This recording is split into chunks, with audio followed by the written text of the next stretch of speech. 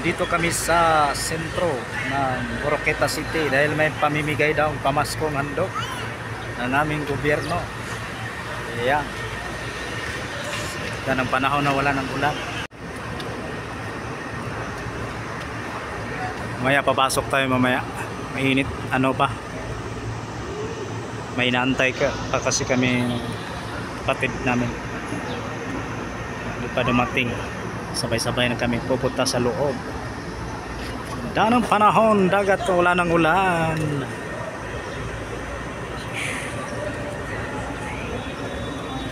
Tubangan sa Malota. No, excited ko po kayo na ganahan na kandidato. Kita matiin na ba nila? Pag-uman sa excited, pass for paper dahil mo. Wala naman imanaw sa likod. Natuan nito ang tanang Martinez. Tinoon, dili. Tagataas. Ikaduha. Pwede po. Ibutang mo na siya sa mga kandidato. Pagtanaw niyo sa likod, isabukan mo kung tanaw. Kay Berting Lakhana sa Martinez. Tibuok balot ka sa likod. Martinez na tanan. Wala ko hinong-donate ang numero sa Asenso Pinoy sa Milabay eleksyon. Ikatulo, days before election, na ay kasuroy-suroy sa atong mga barangay ng hatag ko 100 para sa party list na namin. Nalimtan si Asenso Pinoy. Na ay kadala ko di magkakitang bukas. Ayaw kalimtin ang party list pader. Pader, ayaw kalimtin ang party list. Pag-abot sa presinto, nalimtan si Asenso Pinoy party list. Maon siguro na itinundan. Karon, nakalagay labhan senior citizen direct. Malingon na dahil mo, board, mawatan na may social tension. O dili mo botar sa amuang party list sa senior citizen. Ako mong inon, dili na tinuod. Kinsa may member sa Corpus, taas kamot. O, may inon mo nga. Board, di namin kalawat sa mong Corpus, kada buwan, o dili mo botar sa party list sa Corpus, dili na tinuod. Dili na to, kalintan na daghan kayo, ayuda, programa na maayot na gihatag na sa Asenso Pinoy na to. Dili na to na ikabayot sa ubang party list kay kining Asenso Pinoy, tatak, Misamis Occidental. Ako ni, ibutagan ang 86 mil na nagalakay ng probinsya, iba pa na taga Misamis Occidental. Nakasabot mo! Okay ba? Taga-taas! Dili sa tubangan! So karon, kung sa may anayan na itong buhaton, bisan ibalik-balik na ni SK, kung sa ikunang buhaton, sa pag-abot nato sa presinto karong Mayo 12, paghatag sa mga isla, sa Balota, kung sa buhaton, ekolog, diretso sa lulo, o bantay mo ani, kay isa ni si kamutanan ng gobernador karon, pag-ani, agungan, pangitaon ang unsay numero. Pagkataas, unsay numero. 70, unsa man ang 70? Asenso Pinoy Party List. And hinandig, board, kami duhaon. Kinaanan ko ganahan ng party list na lain. Duhaon ko bulit-bulit na to. Isa ang Asenso Pinoy. Dili pwede. Kaya nga, invalido ang balota. Isa na yun. So, balik-balik din ang isa na yun. Pag umaan, ay hanadayon mo, balik sa atubangan sa balota. Unsay atong butaran sa atubangan sa balota. Straight in Asenso candidates. Ikan sa senador, gobernador, vice governor, congressman, sunod, board members, and then local city officials sa Oroqueta. Ikan sa mayor, vice mayor, o pulo ka konsehal. Karon, naanan na malabon o malipayot na kabuyo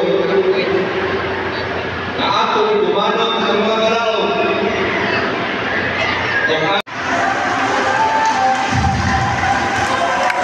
Daghang salamat, mga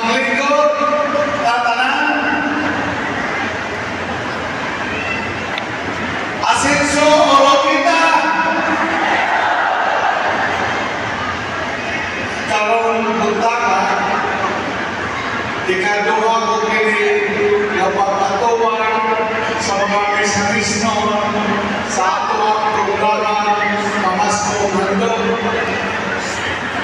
O sa akong pagsulod karon, ikalimay ko ako na sa inyong karon dapat hatag o panahon sa atong programa na kita o maobserbahan nato ang pinaka organize nato sa atong participation.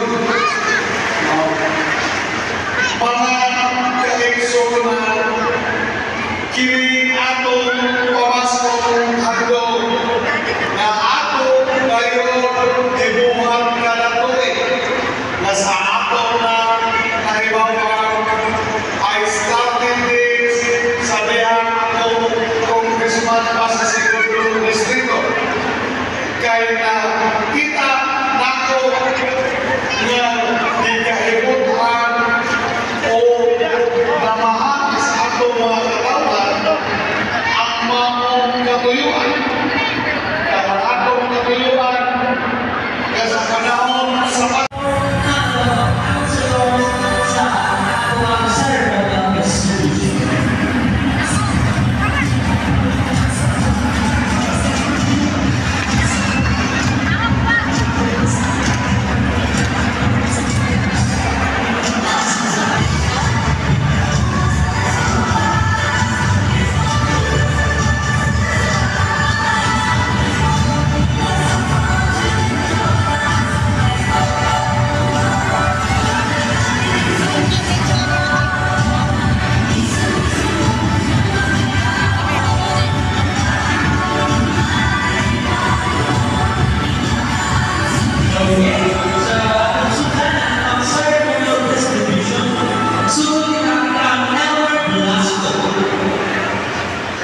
Sunod,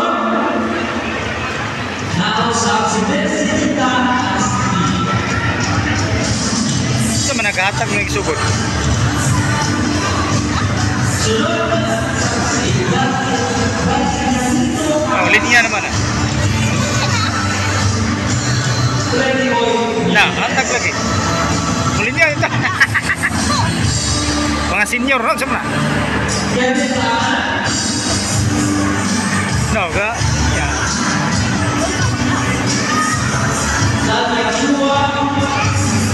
Ipang-mention ba? Ay naman, attendance. Na.